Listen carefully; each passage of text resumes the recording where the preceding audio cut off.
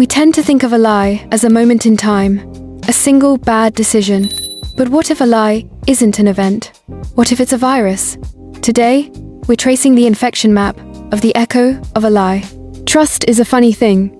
It takes years to build, but you can shatter it in the time it takes to speak a single sentence. The story we're looking at today revolves around a profile named Mark, and on the outside, he seemed perfectly successful. He was the kind of guy who had a kind smile in his photos, maybe a dog, and a job in civil engineering or medicine. He was the last person you'd suspect of architecting a completely alternate reality. The lie started small, a tiny embellishment to make a story better. He said he lived in the same city but was currently traveling for work. A small fabrication to avoid an uncomfortable conversation. His camera on his phone broke, so he couldn't video chat just yet. But the thing about lies is that they get lonely. They need company. And soon, one lie required 5 more just to sustain it. I want you to stay with me on this journey, because I guarantee you've felt the echoes of something similar in your own life. Maybe not on this scale, but you know that feeling in your gut when things don't add up. This video is an autopsy of that feeling. We're going to explore the devastating psychological cost of maintaining a digital facade and the absolute chaos that ensues when the people who love you realize they've been loving a ghost. For our protagonist, let's call her Elena. The trap didn't look like a trap. It looked like a notification. It looked like finally being seen. Mark didn't ask for money on day one. In fact, he didn't ask for anything for months. This is what experts call the long con. Mark was attentive. He sent good morning texts at 7 a.m. sharp every single day. He remembered the name of Elena's difficult boss. He asked about her sick aunt. He was building a database of her vulnerabilities. But to Elena, it felt like building a soulmate connection. The deception here is terrifyingly subtle. Mark was mirroring her. If Elena liked jazz, Mark suddenly had a favorite Coltrane album. If Elena valued family, Mark was a devoted father to a widowed daughter. He was curating a personality designed specifically to bypass her skepticism. He moved the conversation off the dating app and onto WhatsApp, a classic isolation tactic, creating a private little world where it was just the two of them against the distance. But reality has a way of demanding proof, so the lie had to escalate. The meeting was always on the horizon. He was supposed to fly home in 2 weeks, then 1 week. The anticipation was palpable. Elena bought a new dress. She told her sister, "I think this is the one." Then came the pivot. It's always a Friday afternoon, banking hours are closed, panic sets in. Mark called, not texted. His voice was frantic. There had been an accident at the worksite, or maybe his daughter was in the hospital, or customs had seized his passport. The specifics don't matter.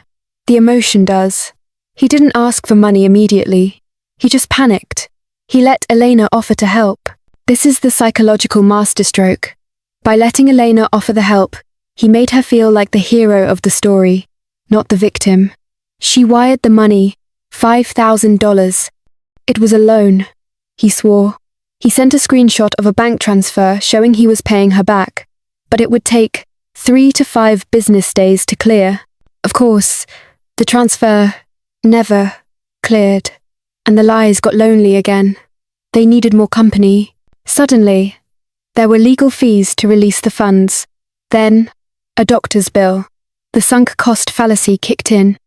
Elena had already invested so much financially and emotionally that her brain refused to accept she was being conned. To admit it was a scam meant admitting that the last 6 months of love were a fiction, and that is a pain the human mind will fight to avoid. So, she dug deeper. She borrowed from her 401k. She lied to her friends about where the money was going. She became an accomplice in her own destruction, defending Mark against the skepticism of her family. She was protecting the dream, unaware that the person on the other end of the phone wasn't a distressed architect. It was likely a team of people in a call center halfway across the world, following a script, high-fiving each other every time a transfer went through. The end didn't come with a bang. It came with a reverse image search. Maybe a friend intervened, or maybe Elena finally ran out of money, and the love suddenly turned cold. She took that first photo, the one with the kind smile and the dog, and dragged it into Google. And there he was. But his name wasn't Mark. He was a real estate agent in Arizona who had no idea his face was being used to steal life savings. The devastation that followed is hard to articulate. It wasn't just the empty bank account. It was the mourning. Elena had to grieve the death of a man who never existed.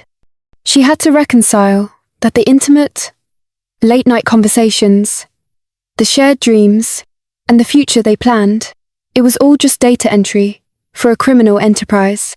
She realized she had been in love with a mirror. So, why do we tell this story? Because we need to stop asking, how could she be so stupid? And start understanding, how was he so skilled? Trust is a currency. And in the digital age, there are counterfeiters who know exactly how to print it. If you take anything from this, let it be this. Verify everything, because the most dangerous lies are the ones that tell us exactly what we're desperate to hear. She had been in love with a mirror designed to reflect her own desperate hope back at her.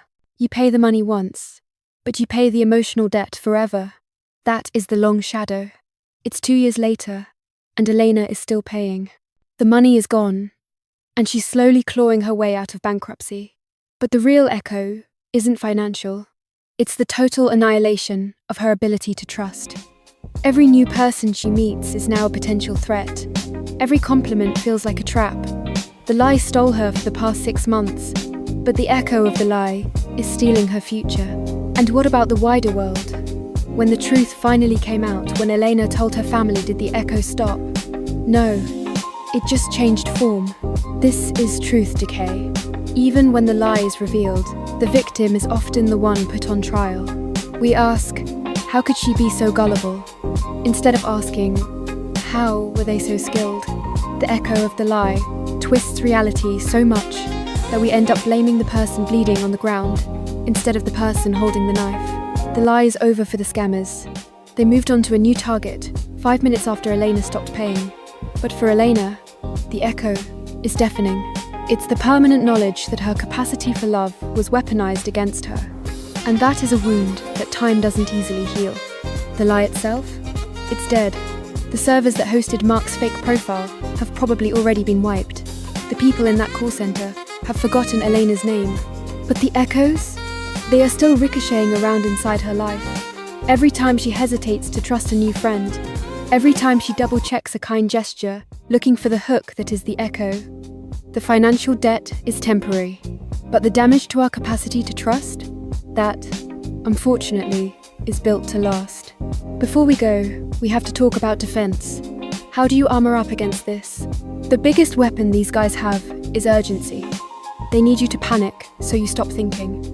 The antidote is slowing down. Never, ever send money to someone you haven't met face to face. Run those reverse image searches on day 1, not month 6, and demand a live video call.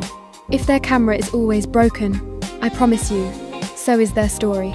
But what if you're in the middle of it right now? You have that nagging doubt, but you aren't 100% sure.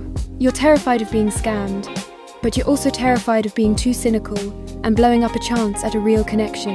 That is exactly what we're covering next week. We are going to explore the tactical way to respond if you suspect you're talking to a mark. I'm going to show you how to strategically set conversational traps that force a scammer to reveal themselves without being aggressive and scaring off a potentially real person. We're going to learn how to screen them out by letting them admit the lie, so you never have to wonder if you missed out on the real thing. If you found value in this deep dive, hit that like button right now to let me know, and click that subscribe button right now, so next week's tactical guide gets delivered straight to you. Don't get played. I'll see you next week.